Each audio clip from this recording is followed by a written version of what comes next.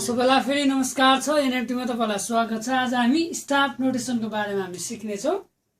Okay, यदि तपाईँहरूले चाहिँ हाम्रो अगाडिको भिडियोहरूलाई चाहिँ हेर्नुभएको छैन भने चाहिँ तपाईँहरूले हाम्रो प्लेलिस्टमा गएर हेर्नुहोस्। किन भन्दाखेरि आज नोटेसन चाहिँ एकदम इम्पोर्टेन्ट छ। यो बुझ्नको लागि तपाईँले अगाडिको कन्सेप्टहरू चाहिँ तपाईँले अलिकति बुझिसके हुनुपर्छ। यदि तपाईँले अगाडि कन्सेप्टहरू बुझ्नु भएन भने चाहिँ अलिकति गाह्रो हुन्छ हाम्रो लेसन बुझ्नको लागि। अब नोटेसन, म्युजिक नोटेसन भनेको कस्तो भन्दाखेरि तपाईँले जुन म्युजिक बजाउनुहुन्छ त्यो बजाएको म्युजिकलाई चाहिँ तपाईँले लेख्ने अथवा म्युजिकलाई चाहिँ लेखेको म्युजिकलाई चाहिँ कसरी पढ्ने त्यो कुरालाई चाहिँ हामी म्युजिक नोटेसनमा चाहिँ स्टडी गर्छौँ। अनि यो एकदम इम्पोर्टेन्ट छ। जसरी एउटा एजुकेटेड पर्सन बन्नको लागि हामीलाई चाहिँ बोलेर मात्रै हुँदैन। जस्तै मैले नेपाली बोल्छु, मैले इङ्ग्लिस बोल्छु भने मैले लेख्न सकिनँ, मैले जे बोलिरहेको छु त्यो लेख्न सकिनँ भने चाहिँ म चाहिँ एउटा एजुकेटेड पर्सन चाहिँ हुँदिनँ। त्यसै गरी चाहिँ तपाईँले एउटा म्युजिसियनमा पनि म्युजिकमा पनि तपाईँले म्युजिक त बजाउनुहुन्छ ट्याङ ट्याङ होइन, तर त्यो कुरालाई चाहिँ लेख्न सक्नु भएन भने चाहिँ तपाईँलाई चाहिँ एउटा एजुकेटेड म्युजिसियनको रूपमा चाहिँ तपाईँ गनिनुहुन्न। सो त्यो कारणले गर्दा पनि म्युजिक नोटेसन चाहिँ एकदम इम्पोर्टेन्ट छ। जसरी अब तपाईँले म्युजिक नोटेसन आयो भने चाहिँ एकदम फाइदा छ। यो चाहिँ जहाँ अब दुनियाँको जुनै ठाउँमा तपाईँले गएर म्युजिक बजाउन सक्नुहुन्छ। जस्तै तपाईँले अब अमेरिकामा गएर कुनै तपाईँलाई यो म्युजिक बजाएर देखाउनुहोस् भन्दाखेरि त्यहाँनिर चाहिँ म्युजिक नोटेसन एउटा सिटहरू तपाईँलाई दिन्छ। अनि त्यो हेरेर चाहिँ तपाईँले बजाउनु पर्ने हुन्छ।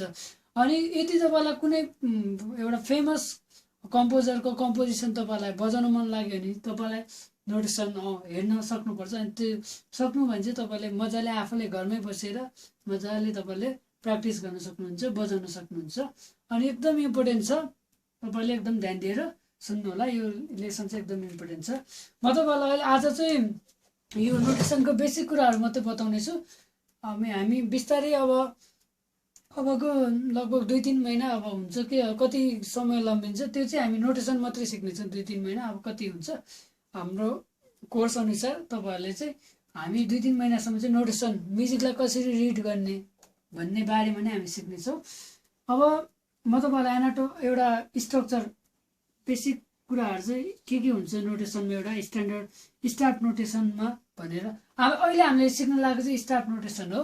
स्ट्यान्डर्ड नोटेसन पनि भन्छ। तर तपाईँहरूले अब छुट्टै एउटा पार्टिकुलर इन्स्ट्रुमेन्टको नोटेसन पनि छुट्टै खालको नोटेसन पनि हुन्छ। जस्तै ट्याप लेटर भन्ने गिटारको लागि मात्रै बनेको, अरू विभिन्न स्ट्रिङ इन्स्ट्रुमेन्टको लागि छुट्टै खालको नोटेसन पनि तपाईँहरूले पाउन सक्नुहुन्छ। अहिले चाहिँ हामी स्ट्यान्डर्ड, यो चाहिँ सबै बाजाको लागि, यो सिकेपछि तपाईँले सबैको लागि काम गर्छ, त्यस्तो खालको चाहिँ हामीले सिक्न लागिरहेका छौँ। 1 2 3 4 5 यसलाई स्टाफ भन्छ। अहिले आउँछ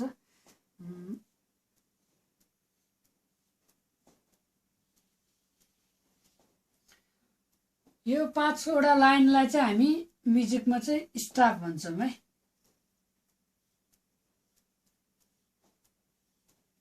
5वटा लाइन र स्पेस पनि हो।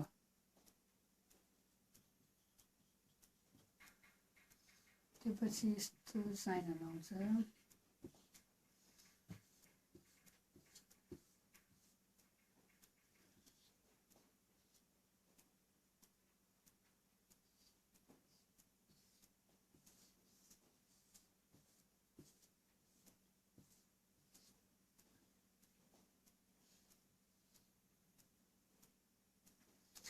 योलाई चाहिँ हामी यो चिजलाई चाहिँ हामी क्लेफ भन्छौँ। अब यसको नाम चाहिँ जी क्लेफ अथवा ट्रिबल क्लेफ, जे भने पनि हुन्छ तपाईँले, ट्रिबल क्लेफ अथवा जी क्लेफ। अनि यो नोटेसनमा आउने कुराहरू मैले बताइरहेको छु, के आउँछ। एउटा सुरुमा सिम्बलहरूको नाम मात्रै बताइरहेको छु मैले। अनि यस्तो चिन्ह जुन सार्पको चिन्ह छ, फ्ल्याट पनि आउन सक्छ। यो खालको चिन्हलाई चाहिँ हामी की सिग्नेचर भन्छौँ। गीतको कीको बारेमा बताइरहेको हुन्छ यसले चाहिँ। अनि त्यो पछि यो की सिग्नेचर पछि यता तल चाहिँ हामीसँग यता यो अलि त्यसको राइटपट्टि चाहिँ हामी मिटर, यसलाई चाहिँ मिटर सिग्नेचर भन्छौँ। मिटर सिग्नेचर भन्नु भए नि हुन्छ, तपाईँले टाइम सिग्नेचर भन्नु पनि पाए। मिटर सिग्नेचर र टाइम सिग्नेचर पछिको बादमा चाहिँ यो जुन तपाईँले यो चिन्ह देखिरहनु भएको छ यो चाहिँ एउटा म्युजिकल नोटहरूलाई चाहिँ यस्तो चिन्हले म्युजिकमा लेखेको हुन्छ। अनि अर्को चाहिँ यो स्टाफहरू र योभन्दा माथि चाहिँ कस्तो इन्फर्मेसन दिएको हुन्छ भन्दाखेरि यो एउटा एमएफ भनेर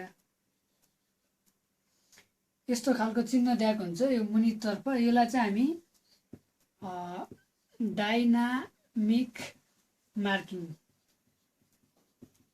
गीतको डाइनामिकको बारेमा यसले डिस्क्राइब गरिरहेको हुन्छ, डाइनामिक मार्किङ भन्छौँ।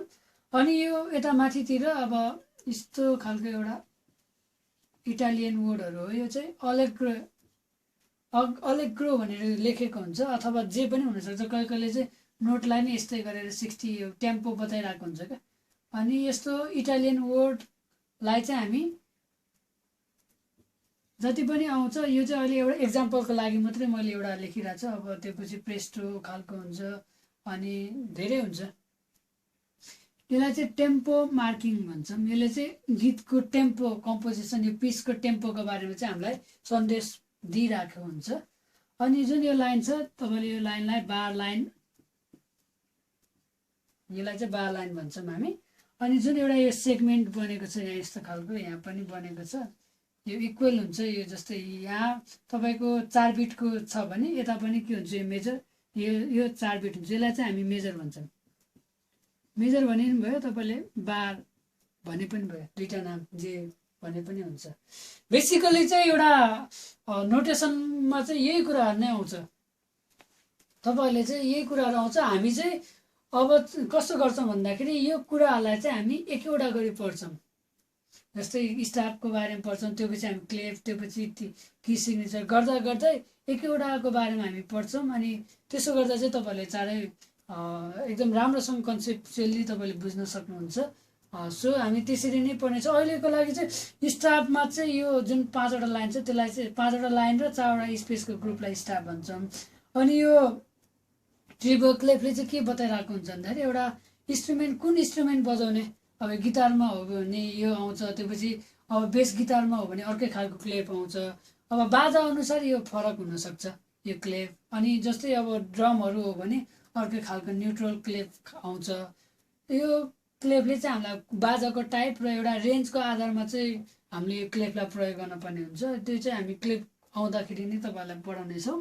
अनि त्यसपछि की सिग्नेचर, यो की सिग्नेचरले चाहिँ के बताइरहेको हुन्छ भन्दाखेरि मैले चाहिँ अहिले एक्जाम्पल मात्रै दिइरहेको छु। जस्तो दुईवटा सापहरू पनि आउन सक्छ। अहिले चाहिँ एक्जाम्पलको लागि मात्रै भनेर मैले यस्तो खालको यो क्लेफ पछि आउने चिन्हलाई चाहिँ हामी की सिग्नेचर भन्छौँ। की सिग्नेचरले चाहिँ के बताइरहेको हुन्छ भने गीतको एउटा गीत चाहिँ कुन कीमा, की भनेको चाहिँ एउटा सेन्टर चिज हो क्या एउटा। जस्तै ग्राभिटी भने जस्तै ग्राभिटीको वरिपरि घुम्छ नि, जस्तै म्युजिक चाहिँ अहिले हामीले पढिरहेको चाहिँ टोनल म्युजिक हो। त्यसमा चाहिँ एउटा मेन चाहिँ चिज हुन्छ अनि त्यही मेन कर्ड भनौँ न एउटा त्यही टोनलको त्यही मेन सेन्टरको वरिपरि चाहिँ घुमिरहेको हुन्छ। जस्तै यो गीत कुन जीको मेजरमा हो कि सीको मेजरमा हो भन्ने कुरा चाहिँ की सिग्नेचर हामीले हेरेर मात्रै, की सिग्नेचरले चाहिँ हामीलाई गीतको कीको बारेमा बताउने काम गर्छ। अनि त्यसै गरी एउटा म्युजिक चाहिँ कुन मिटरमा छ अथवा कुन टाइममा छ, कुन रिदम बजाउने हो त भन्ने कुरा चाहिँ हामीलाई चाहिँ यो मिटर सिग्नेचरले बताउँछ। म गिटारबाट छुट्टै देखाउने प्रयास गर्छु। जस्तै एउटा गीत की सिग्नेचरले के बताइरहेको हुन्छ भने गीत चाहिँ कुन कीमा छ, जस्तै जीमा हो भने अनि त्योपछि यो टाइम सिग्नेचरले चाहिँ हामीलाई कुन टाइममा छ त, 4/4 हो कि 3/4 हो कि, अहिले चाहिँ 4/4 छ।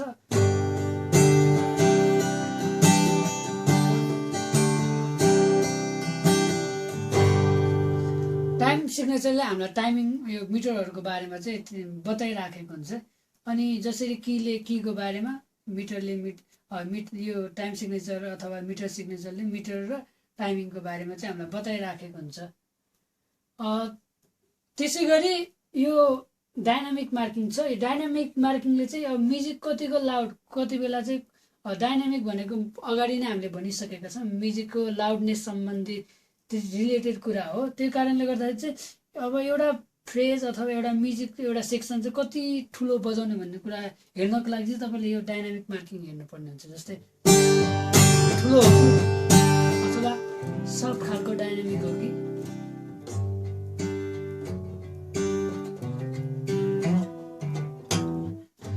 त्यो पछि टेम्पोको लागि चाहिँ तपाईँले यता माथि हेर्न पर्ने हुन्छ। टेम्पो मार्किङमा चाहिँ तपाईँले जस्तै एउटा म्युजिक कति फास्ट बजाउने भन्ने कुरा चाहिँ यता हेरेपछि तपाईँलाई थाहा हुन्छ। यो नोटेसनको जस्तै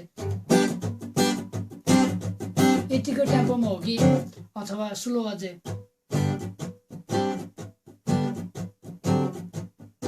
भन्दा स्लो हो कि भन्ने कुरा चाहिँ तपाईँलाई टेम्पो मार्किङले बताउँछ। टेम्पो मार्किङ भनेको एउटा यस्तो इटालियन वर्ड अथवा सिम्बल हो जसले चाहिँ हामीलाई गीतको टेम्पोको बारेमा चाहिँ बताउने काम गर्छ।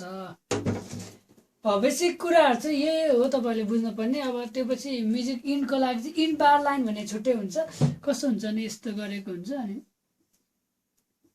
यस्तो खालको डबल खालको बार एउटा चाहिँ बोल्ड खालको आयो हुन्छ। यसलाई चाहिँ हामीले इन्ड बार लाइन भन्छौँ। जसरी हामीले यो भाषा पढ्दाखेरि फुल स्टप भयो भने चाहिँ म्युजिक टुङ्गेको हुन्छ नि, त्यसै गरी चाहिँ यो इन्ड बार लाइनले चाहिँ इन्ड बार लाइन आयो भने चाहिँ यो चाहिँ म्युजिक सक्यो अब केही बजाउनु पर्दैन भन्ने चाहिँ कुरा चाहिँ यो इन्ड बार लाइनले हामीलाई बताउँछ। मुख्य अब चाहिँ हामी इन्डिभिजुअली पढ्नेछौँ यो कुराहरूलाई अझै डिप रूपमा। अहिले चाहिँ मैले सर्फेसली तपाईँहरूलाई बताएको छु। अब चाहिँ हामी डिप रूपमा अलिकति पढौँ, स्टार्टबाटै सुरु गरौँ।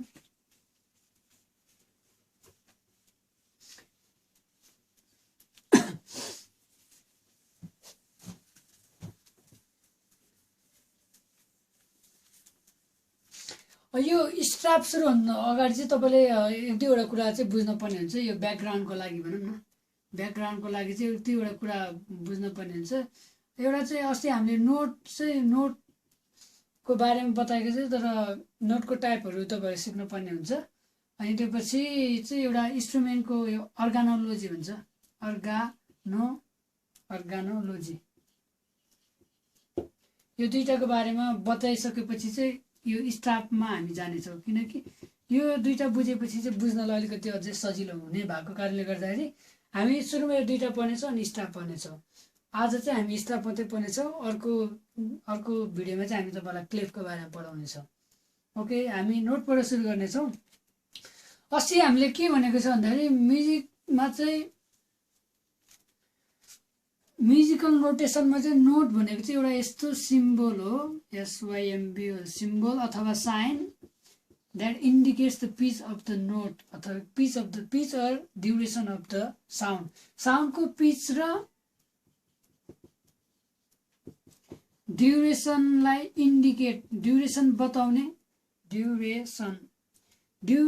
बताउने एउटा साङ्गीतिक चिन्हलाई चाहिँ हामी के भन्छौँ?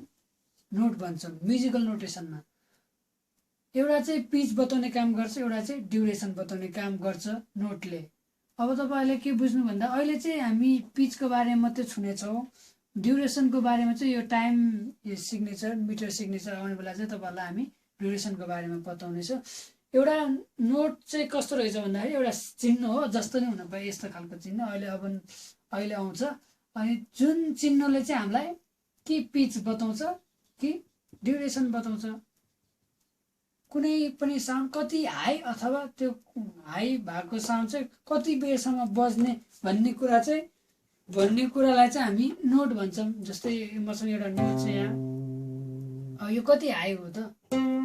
हाई एउटा चाहिँ पिच बतायो, एउटा चाहिँ ड्युरेसन कति बेरसम्म बजाउने त। जस्तै ताङ ताङ ताङ ताङ यतिकोमा हो कि अब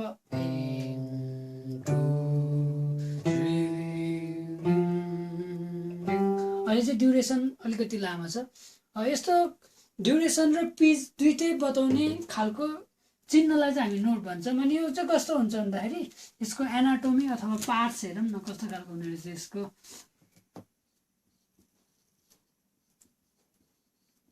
एनाटोमी अर पार्ट्स भन्छ। अब नोट कस्तो हुन्छ त होइन, सिम्बल त भनिहाल्यो, अब कस्तो हुन्छ त? प्राय गरी यस्तो हुन्छ, तपाईँले हेर्नुहोस् यस्तो खालको।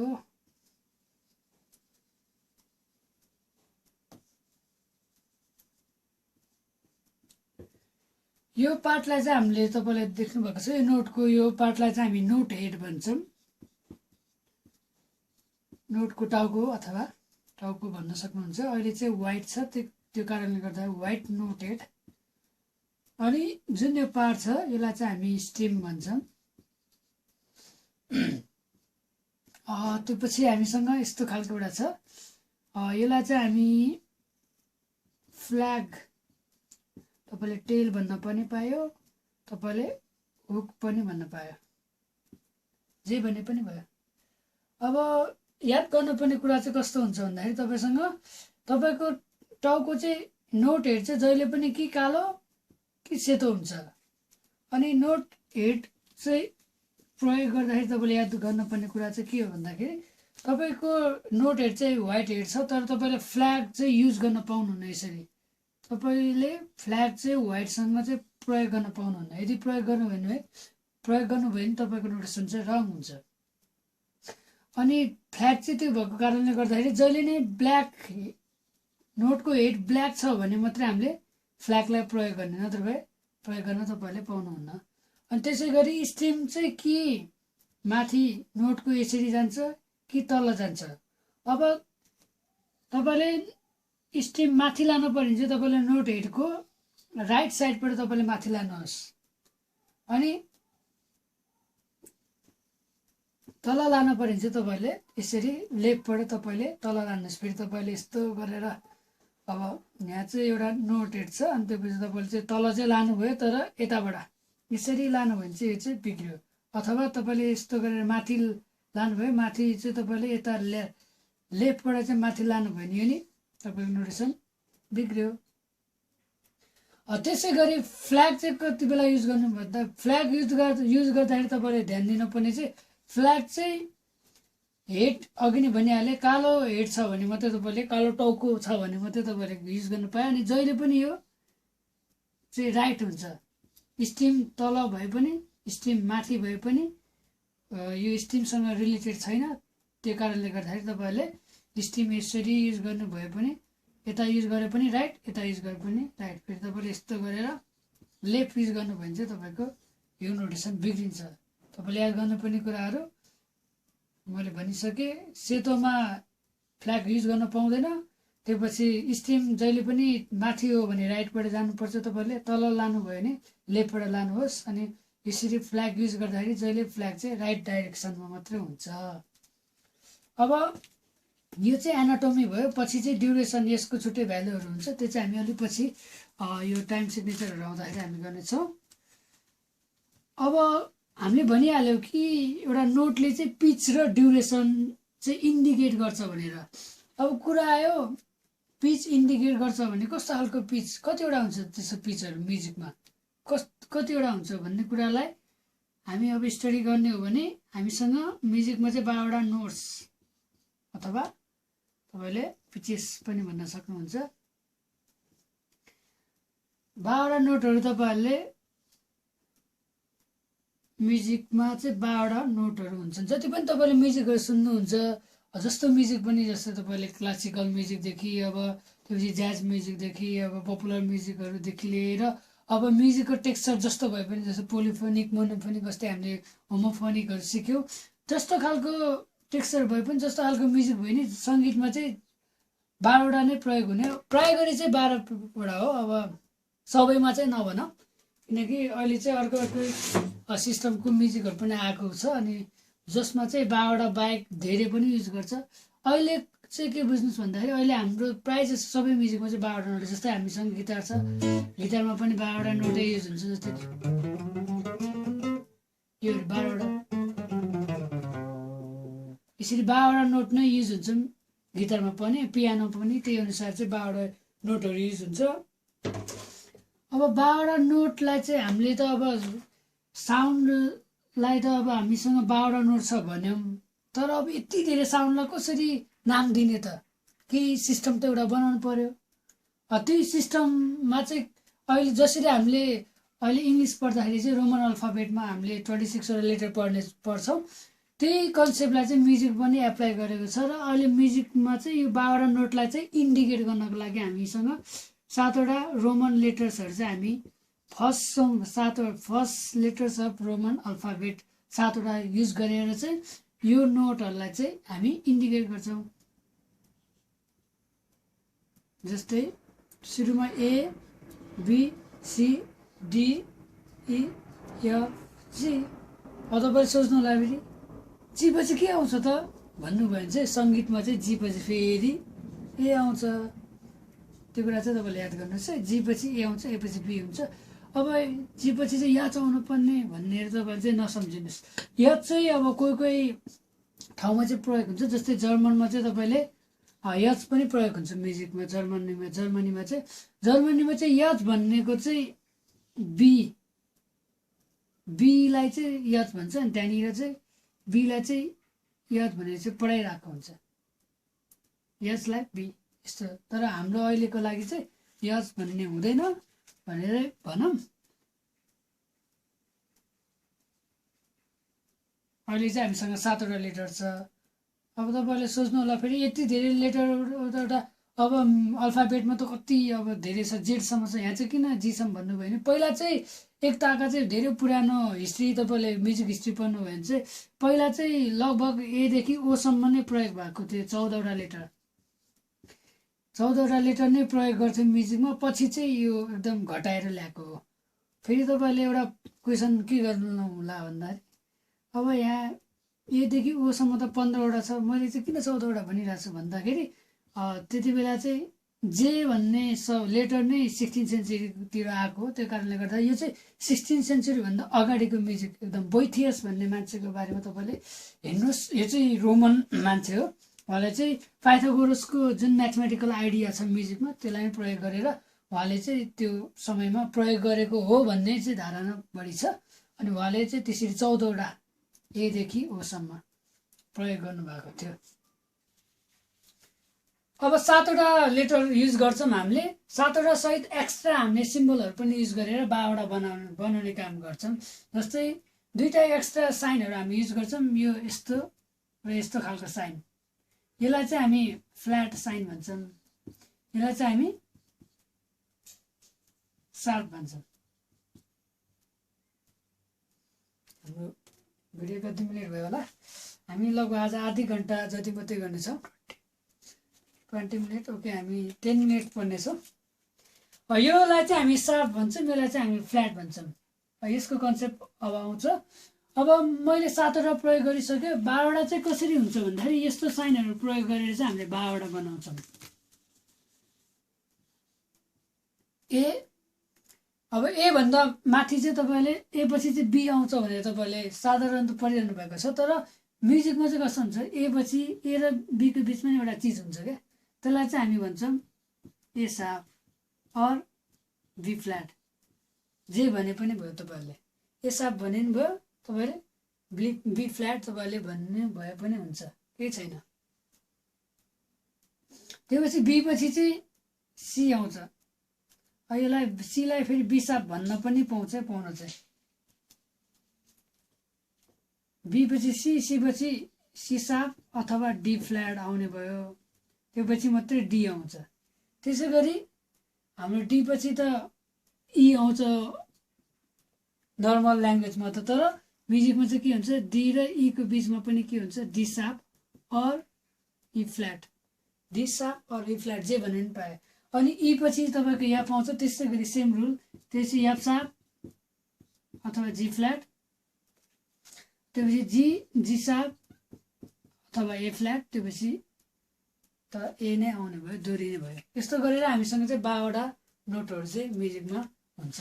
म 12वटा लेख्छु अनि तपाईँलाई अलिकति यो सार्प र फ्ल्याटको कन्सेप्ट बताउँछु म तपाईँलाई।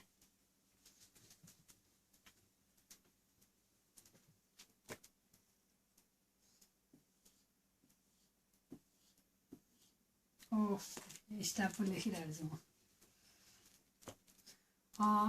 ए सार्प और B flat, B C sharp, D flat, D sharp और E flat, then we have E, then you have sharp or G flat, G sharp or E flat। A flat पछि हामीसँग छ ए नै आउने भयो नि।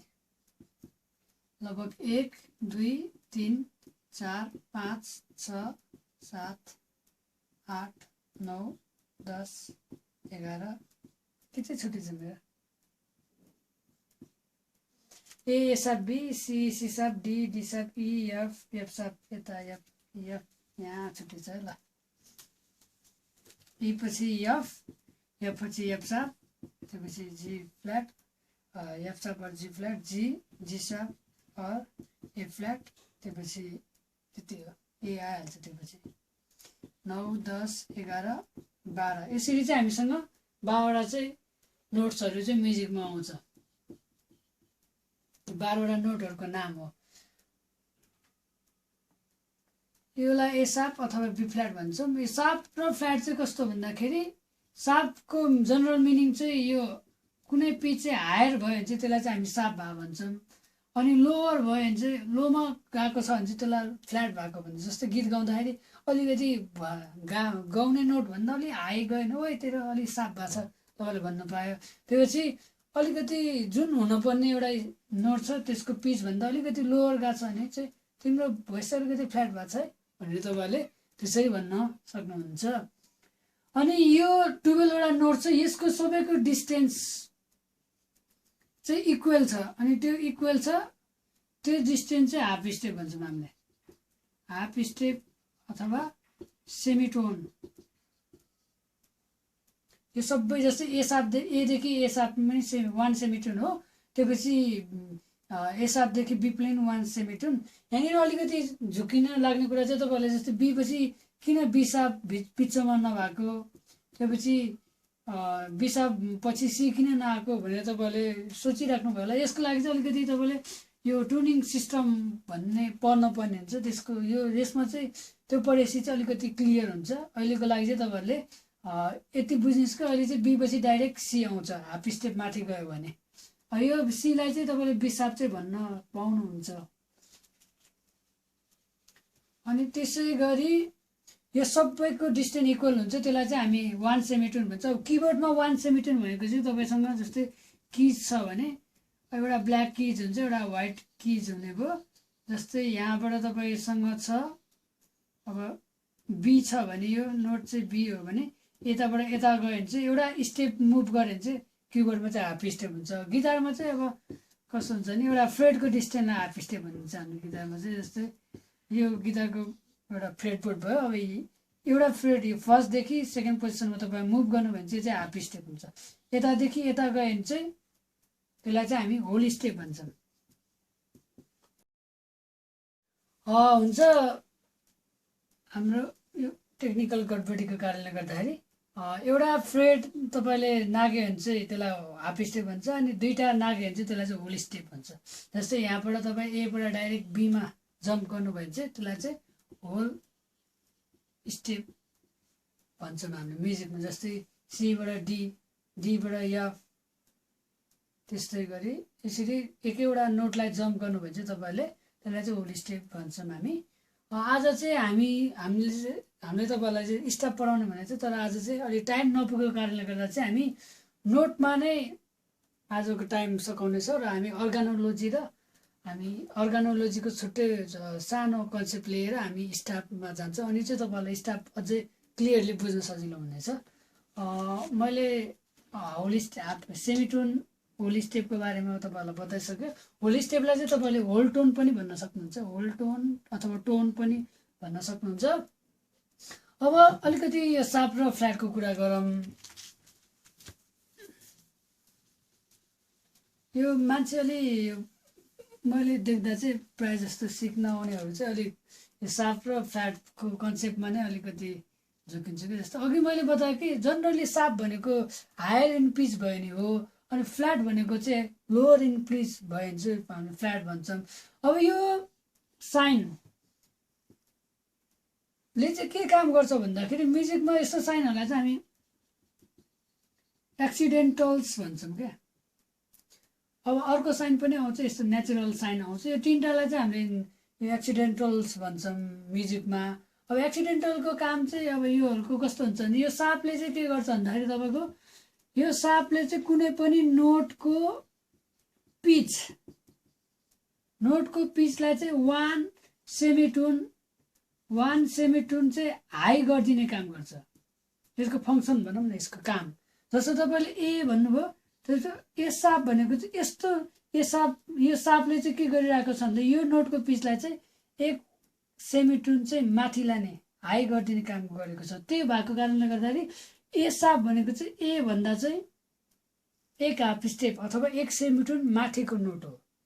त्यसै गरी फ्ल्याटले चाहिँ के गर्छ भन्दाखेरि उल्टो काम गर्छ। फ्ल्याटले सापले माथि लाने काम गर्छ, फ्ल्याटले चाहिँ तल झारिदिने काम गर्छ। जस्तै यसले चाहिँ के गर्छ, नोटको पिचलाई चाहिँ 1 हाफ स्टेप लो झारिदिने काम गर्छ। जस्तै बी छ भने तपाईँले पछाडि फ्ल्याट प्रयोग गर्नु भने चाहिँ अब के भयो, बी फ्ल्याट भनेको चाहिँ यो बी भन्ने नोटभन्दा 1 हाफ स्टेप मुनिको लोवर नोटलाई चाहिँ बी फ्ल्याट भन्छौँ हामी। सो यो फ्ल्याटले चाहिँ यसरी पिच घटाउने काम गर्छ। अब तपाईँले दुईवटा साप दुईवटा फ्ल्याट पनि प्रयोग गर्नु, जस्तै यसलाई तपाईँले दुईचोटि फ्ल्याट गर्नु भने चाहिँ यो चाहिँ के हो, अब डबल फ्ल्याट भयो, होल स्टेप नै घट्यो भन्ने कन्सेप्ट हो। अब डबल साप डबल फ्ल्याटको चाहिँ पछि अलिकति कन्सेप्ट आउँछ। अहिलेको लागि चाहिँ सापले चाहिँ के काम गर्ने रहेछ म्युजिकमा, यो साप साइनले चाहिँ पिचलाई चाहिँ एक नोटको पिचलाई चाहिँ 1 हाफ स्टेप माथि लाने काम गर्छ, अनि फ्ल्याटले चाहिँ लो लाने काम गर्छ भनेर तपाईँले बुझ्नुहोस्। अब तपाईँले अब साप कति बेला युज गर्ने, कति बेला फ्ल्याट युज गर्ने। यदि चाहिँ नोट माथि गएको छ भने चाहिँ तपाईँले साप युज गर्नुहोस्, तर तल पिच घटेर आएको छ भने चाहिँ तपाईँले चाहिँ फ्ल्याट युज गर्नुहोस्। जस्तै यहाँनिर यता ए साप र बी फ्ल्याटलाई यो चाहिँ कस्तो भन्दाखेरि एउटै साउन्ड हो तर नाम मात्रै दुईवटा हो क्या। यस्तो खालको नोटलाई चाहिँ हामी इन हार्मोनिक नोट्स अथवा इन हार्मोनिकल्ली इक्विभ्यालेन्ट भन्छौँ क्या दुईवटालाई। They have same sound but they are name differently. यो एउटै साउन्ड हो, एउटै मान्छे हो, नाम फरक भने जस्तै। जस्तै हाम्रो नेपाली कल्चरमा छ नि, अब माया गरेर मम्मीले अब काले यता आऊ भन्छ, अनि त्यसै गरी स्कुलतिर ओ राहुल यता आऊ, ओ श्याम यता आऊ, ओ राम यता आऊ भनेर चाहिँ मान्छे एउटै हो तर के हो नाम चाहिँ धेरै छ। त्यस्तै गरी यो पनि साउन्ड चाहिँ एउटै हो तर नाम मात्रैको डिफ्रेन्स छ। यस्तो खालकोलाई चाहिँ हामी इनहार्मोनिक नोट्स यो कर्डमा पनि आउँछ, अब जहाँ पनि लगभग आउँछ। यस्तो साप र फ्ल्याट आएको ठाउँमा आउँछ। अब तपाईँले चाहिँ ए साप चाहिँ कति बेला युज गर्ने यो इनहार्मोनिक नोट्सको बारेमा चाहिँ यदि तपाईँसँग जस्तै ल्याडरको कन्सेप्ट तपाईँले क्लियर गर्नुहुन्छ। जस्तै ए छ, तपाईँ एबाट माथि जाँदै हुनुहुन्छ भने चाहिँ ए साप भन्नुहोस्, तर तपाईँ यहाँ बीमा हुनुहुन्छ तर बीबाट तपाईँ तलतिर चाहिँ जाँदै हुनुहुन्छ भने चाहिँ त्यति बेला चाहिँ तपाईँले बी फ्ल्याट भन्नुहोस्। म्युजिक थ्योरीमा पढ्दाखेरि चाहिँ तपाईँले ए सापलाई बी फ्ल्याट भन्नुभयो नि त्यो गलत हो। साउन्ड त एउटै हो प्र्याक्टिकल्ली, तर थ्योरिटिकल्ली चाहिँ त्यो गलत हुन जान्छ। त्यसै कारणले गर्दाखेरि तपाईँले बी फ्ल्याट कति बेला लेख्नु अथवा ए साप कति बेला लेख्नु चाहिँ तपाईँले याद गरिदिनु, त्यो भने चाहिँ तपाईँलाई सजिलो पर्नेछ। जस्तै कर्डमा पनि यो लागु हुन्छ हामीसँग। गिटारमा जस्तै एउटा कर्ड भनौँ न, यो जी कर्ड छ, त्यसपछि तल हाफ स्टेप तल गयो, त्यो भएर जीबाट जी साप। अब यदि म यो जी सापपछि ए, अनि यदि म एबाट यसरी खसेको हो भने चाहिँ त्यति बेला चाहिँ के भन्नु पऱ्यो, मैले ए फ्ल्याट भन्नु पऱ्यो, जी साप होइन। त्यसरी चाहिँ तपाईँले यो कन्सेप्टलाई चाहिँ बुझ्नुहोस्।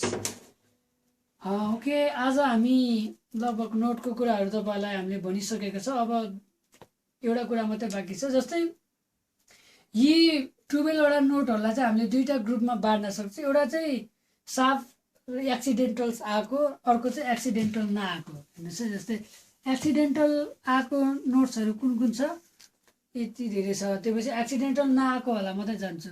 यो चाहिँ विदाउट एक्सिडेन्टल साइन भनौँ न, ABCDE FG, यो 7वटा चाहिँ एक्सिडेन्टल बिना नै आएको छ। त्यस्तोलाई चाहिँ हामी नेचुरल नोट्स भन्छौँ। अर्कोलाई चाहिँ हामी के भन्छौँ, एक्सिडेन्टल नोट्स। यो चिज चाहिँ यो टर्महरू छ नेचुरल नोट्स र एक्सिडेन्टल नोट्सहरू चाहिँ प्रायः गरी एकदम लुजली युज हुन्छ। बढी एकदम लिटरेचरहरू म्युजिकको त्यस्तोहरूमा चाहिँ बढी युज गरिरहेको चाहिँ हुन, तर लुजली चाहिँ कोही पियानो प्लेयरहरूले प्रायः गरी त्यो चाहिँ युज गरिरहेको हुन्छ। एक्सिडेन्टल नोट्सको वास्तविक मिनिङ चाहिँ अर्कै छ, तर योलाई पनि भन्न मिल्छ। पछि गएर हामीले की सिग्नेचर पढ्दाखेरि चाहिँ एक्सिडेन्टल नोटको मिनिङ हामी एक्चुअल मिनिङ पढ्नेछौँ। अहिले चाहिँ एक्सिडेन्टल नोट भनेको साप र फ्ल्याट लाग्ने, जस्तै ए साप सिसाप अथवा जी यो बी फ्ल्याट, सिसाप अथवा डी फ्ल्याट, त्यसपछि डी साप और ई फ्ल्याट, त्यसपछि एफ साप और जी फ्ल्याट, जी साप और ए फ्ल्याट। नेचुरल 7वटा र एक्सिडेन्टल 5वटा जोडेर चाहिँ हामीसँग 12वटा नोट यसरी आउँछ। अबको हाम्रो क्लासमा चाहिँ हामी अर्गानोलोजी भनेको चाहिँ म्युजिकल इन्स्ट्रुमेन्टको क्लासिफिकेसनलाई चाहिँ हामी त्यस क्लासिफिकेसनको बाजाको बारेमा तपाईँले अध्ययन गर्नुभयो भने त्यसलाई चाहिँ हामी अर्गानोलोजी भन्छौँ। Study of musical instrument and their classification, त्योहरूलाई कसरी क्लासिफाई गर्ने त्यसलाई चाहिँ हामी अर्गानोलोजी भन्छौँ। त्यो चाहिँ हामी अर्को नेक्स्ट क्लासमा पढ्नेछौँ। त्यो पढेपछि चाहिँ हामी स्टाफमा जानेछौँ अनि अझै तपाईँले मजाले बुझ्न सक्नुहुन्छ।